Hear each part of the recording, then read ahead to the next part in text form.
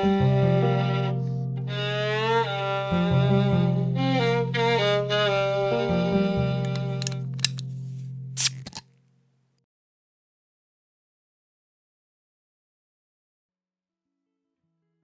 que je remarque, c'est que le sujet de la Nouvelle-Calédonie, il est peu connu des gens, et puis il est très complexe. J'avoue que même moi, je n'y comprends pas tout. Je vois certaines similitudes avec ce qui se passe et ce qui s'est passé en Corse auparavant. Mais par contre, je n'ai pas de solution. Évidemment, on veut que les gens vivent en paix entre eux, mais bon, à quel prix? À quel prix? Est-ce que la France doit envoyer l'armée? Est-ce qu'elle doit envoyer les gendarmes? Est-ce qu'elle doit renégocier des nouveaux accords pour pacifier cette opposition kanak qui aujourd'hui fait des émeutes? Je ne sais pas. Voilà. Il y a eu des émeutes en Nouvelle-Calédonie par rapport à la réforme électorale que Macron a proposée. Qu'est-ce que vous avez à dire là-dessus? C'est-à-dire que si la France est venue dans cet endroit, c'est pour avoir le sous-sol, certainement pour avoir aussi de quoi satisfaire la France. Maintenant, si eux ils veulent leur indépendance et que ça leur suffit, leur nickel, qu'ils le gardent. Et la France doit se désolidariser de ces gens-là. Donc vous pensez que si les Kanaks revendiquent leur indépendance, la France devrait leur accorder? Je pense totalement. Il y a eu pourtant 3 référendums concernant l'indépendance en Nouvelle-Calédonie et tous les deux ils étaient négatifs quant à l'indépendance. Et justement, c'est là où il y a cette revendication des Kanaks, c'est qu'ils considèrent qu'aujourd'hui ils se retrouvent ethniquement en minorité en Nouvelle-Calédonie. Et c'est pour ça qu'il y a la plupart de votes. Qu'est-ce qu'il y a en minorité? Les Kanaks. Les Kanaks sont en minorité. C'est combien? 20%, 30% par rapport à la population française? Je ne saurais pas vous dire exactement. Je sais qu'aujourd'hui, cette réforme que Macron a proposée, la réforme électorale, elle ferait qu'il y a 20% des personnes qui vivent en Calédonie, ils peuvent voter maintenant. Et ce sont essentiellement des personnes qui sont arrivées en Calédonie après les accords de Nouméa de 98. Ce n'est pas des autochtones. Non. Non, c'est justement ça. Donc il faut voir, il faut revenir à une indépendance, s'ils le veulent, s'ils ne le veulent pas. C'est comme toutes les colonies. Hein. Les colonies ont besoin de la France et la France a besoin d'eux. Alors qu'il faut qu'il y ait un arrangement et une sérénité, je pense. Amen. Merci beaucoup. Merci, messieurs, dames.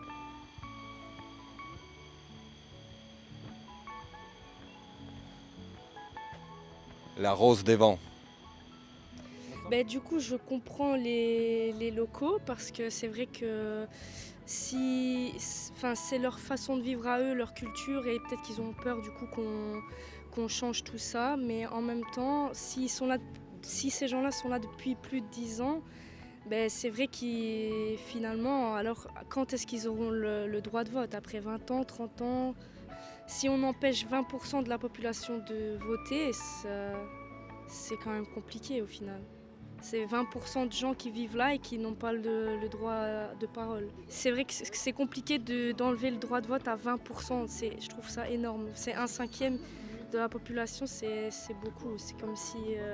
Là, le truc, c'est un peu l'inverse. C'est-à-dire qu'ils n'avaient déjà pas le droit de voter et avec la nouvelle loi, ils auraient le droit de voter, justement. Okay. Dans un sens, je trouve que c'est quand même une bonne chose. Parce que de toute façon, si c'est que 20%, il reste quand même 80% de la population. Je vois pas pourquoi ils auraient peur dans ces cas-là, en fait. Mais je pense que c'est quand même important de donner le droit de vote à toute la population. Sinon, on l'enlève à tout le monde, alors. Je te propose qu'on aille poser la question à Pigeon commun concernant cette situation. On va voir, peut-être qu'ils ont un avis constructif. Cher Pigeon, bonjour. Je crois qu'il est sexuellement attiré par la femelle, donc il est occupé. Est-ce qu'on peut vous déranger 2 secondes, s'il vous plaît?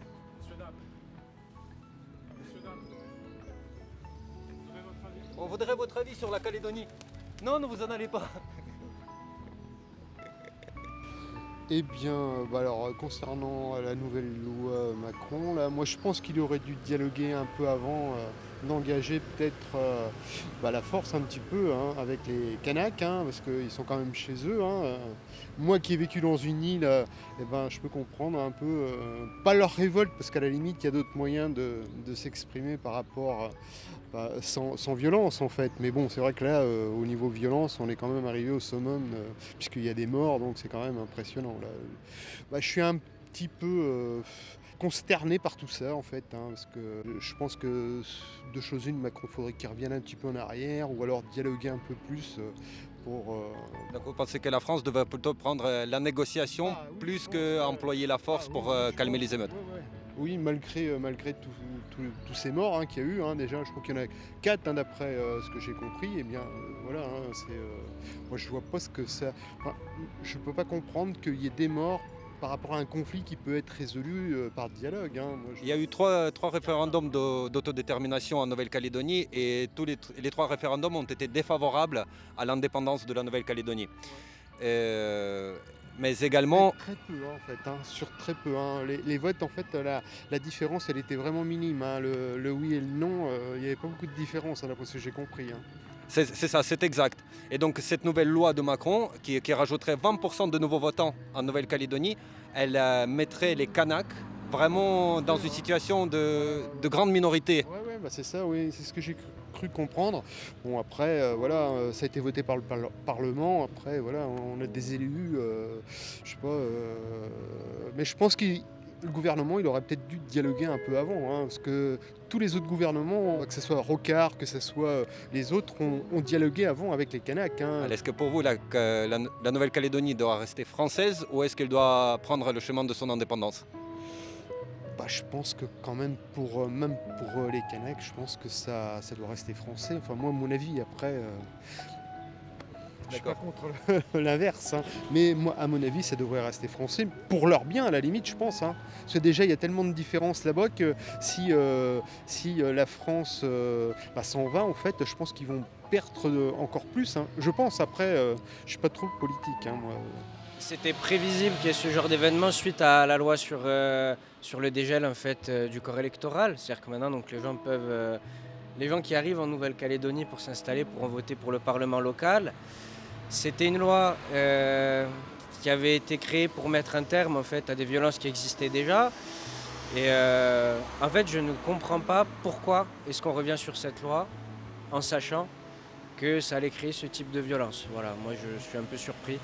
La version officielle, c'est de dire qu'il y a 20% de personnes en Nouvelle-Calédonie qui n'ont pas le droit de vote à cause des accords de Nouméa de 98.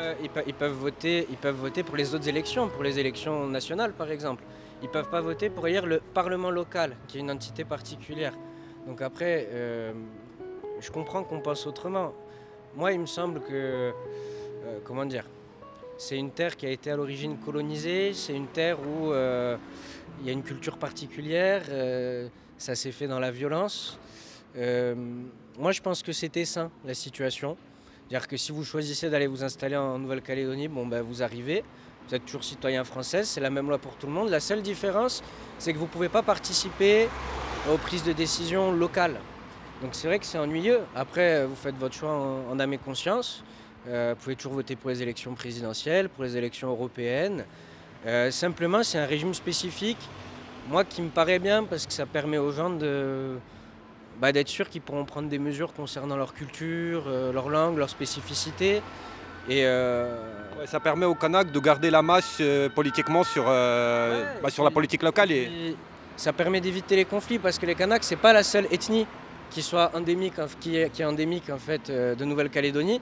Et on sait que, si on regarde en Afrique par exemple, les territoires où il y a plusieurs ethnies qui ne vivaient pas ensemble traditionnellement, quand on installe la démocratie, la logique de la majorité, elle est dangereuse. Quand les gens ne partagent pas la même ethnie, la même culture. Enfin, je donne mon avis, je ne sais pas s'il est bon, mais je pense.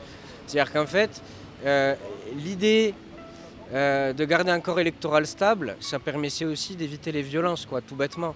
Donc moi, en principe, je pense que c'était bien. Et d'un point de vue pragmatique, ça me paraît évident qu'on vient de déséquilibrer une situation, il y avait une forme de stabilité. Donc moi... Donc vous pensez que le gouvernement Macron devrait retirer ce projet de loi? Je pense qu'il n'aurait pas dû le faire en tout cas. Et ouais, je pense qu'il devrait le retirer. Voilà. Je pense aussi qu'ils ont d'autres chats à fouetter en ce moment, en plus. Donc moi, je suis pas sûr d'avoir compris la logique. Ouais. Après, ça dépend en fait. Pour les personnes qui ont immigré là-bas et qui sont restés plus de 10 ans et qui ont entre guillemets pris la politique du pays et qui ont pris les coutumes entre guillemets du pays, c'est vrai que pour eux, ils ont envie d'être intégrés et forcément, ils ont envie de donner leur voix. Après, peut-être que pour les locaux, hein, on est bien en rapport comme la Corse, hein, c'est à peu près la même chose. Ben forcément, c'est leur terre, c'est leur patrimoine, c'est leur territoire, c'est ce qu'ils ont entre guillemets créé depuis des années. Et je peux comprendre peut-être que ça peut un peu frustrer en fait les vrais, pas les vrais parce qu'il n'y a pas de vrais, mais les habitants locaux en fait de ce pays-là en fait. Oui, ils ont peur de ne plus être souverains chez eux.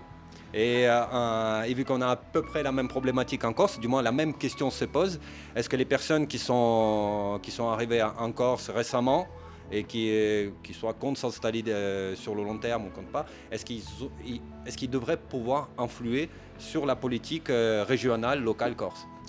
Influer, oui, ils vont influer forcément parce que s'il y a quand même une minorité qui vote pour un parti qui n'est pas forcément celui du grand rassemblement territorial de la Corse, on va dire ici, forcément ça risque de faire basculer les enjeux politiques. Après, je pense que il faut se dire qu'aujourd'hui une terre c'est une terre et en fait on a tous le droit entre guillemets de vivre sur une terre et qu'on a tous le droit en fait de donner son avis. Et encore mieux si on a passé plus d'une dizaine d'années dans ce pays-là où on a quand même fait on a quand même monté le pays parce qu'on y a travaillé, on a fructifié, on a donné un petit peu sa patte à l'édifice. Il y a eu des gendarmes morts, il y a des émeutes, il y a même carrément des heurts ethniques.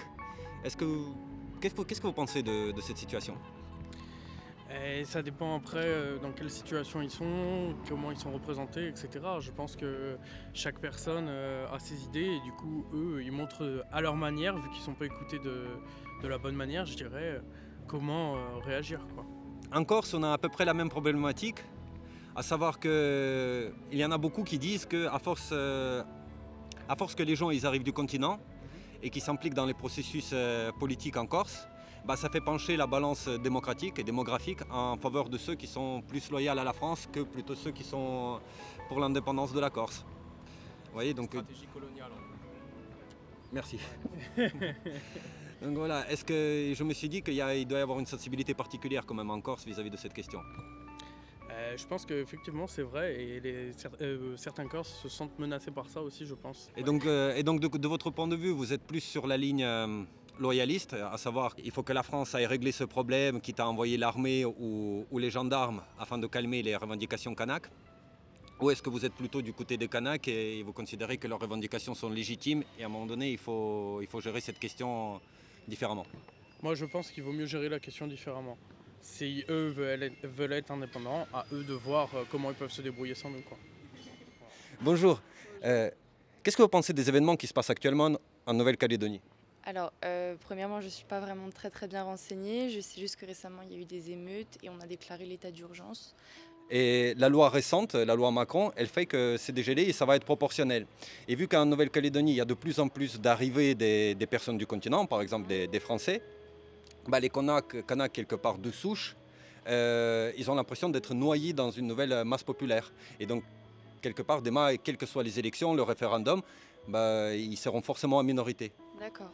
Non, après, je pense que c'est important que tout le monde soit quand même représenté, peu importe peu importe d'où ça vient, il faut que chacun soit représenté. À partir du moment où on est un citoyen français, il faut pouvoir être représenté et pouvoir avoir son mot à dire.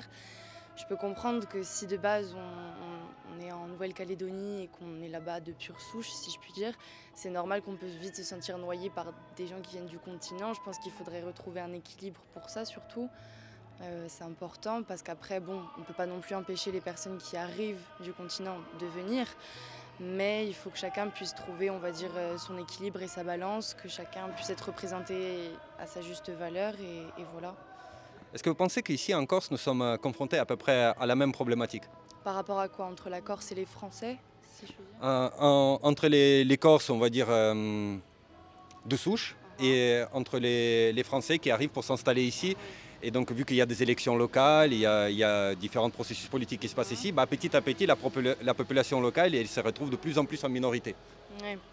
Oui, bah, c'est un peu, peut-être que c'est un peu similaire, oui et non. Après, je sais pas encore, je sais pas exactement l'histoire de la Nouvelle-Calédonie, etc. La Corse, je suis pas une experte non plus, mais c'est vrai qu'il y a une différence. On voit bien la minorité qui va être corse et ceux qui viennent du continent. C'est pas toujours simple la cohabitation parce que c'est des valeurs, c'est des choses qui des fois ne se correspondent pas, ne se comprennent pas de la même manière.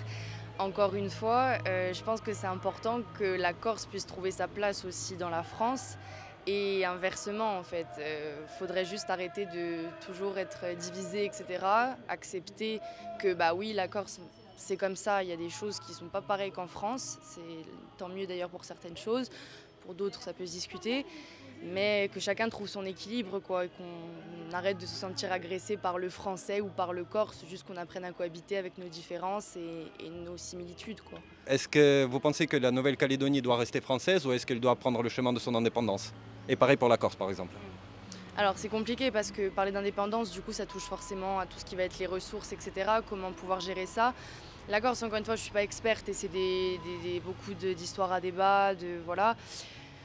L'indépendance, je pense que sur un certain point, peut-être, oui, mais pas surtout, encore une fois, parce que ce serait très très compliqué aussi de sortir de la France. Je pense que pour la Nouvelle-Calédonie, c'est pareil, parce qu'il y a quand même un apport financier, et même au niveau des ressources, qui est énorme. Je veux dire, même si on prend juste le cas d'EDF, par exemple, la Corse sans EDF, c'est un petit peu compliqué. Déjà que dans certains villages qui sont vraiment paumés, c'est pas toujours parfait. Je pense que politiquement, ouais, il faudrait qu'il y ait quand même ce truc où il y a la Corse, il y a la Nouvelle-Calédonie, voilà, chacun a ses opinions, mais que ça reste quand même au sein de la France, parce qu'on fait quand même partie de la France. Mais vous savez, c'est comme les schémas politiques, comme aux États-Unis, il y a plusieurs États et chacun vote, mais au final, c'est pour les États-Unis. Moi, je trouve qu'en général, c'est le schéma politique le mieux pour que chaque nation, si je puis dire, ait sa liberté d'expression, tout en appartenant à un même groupe et à une même idée morale au final. Donc vous pensez que la France devrait adopter un fonctionnement plutôt fédéraliste? Oui, oui, totalement, oui. D'accord, ça se tend, merci.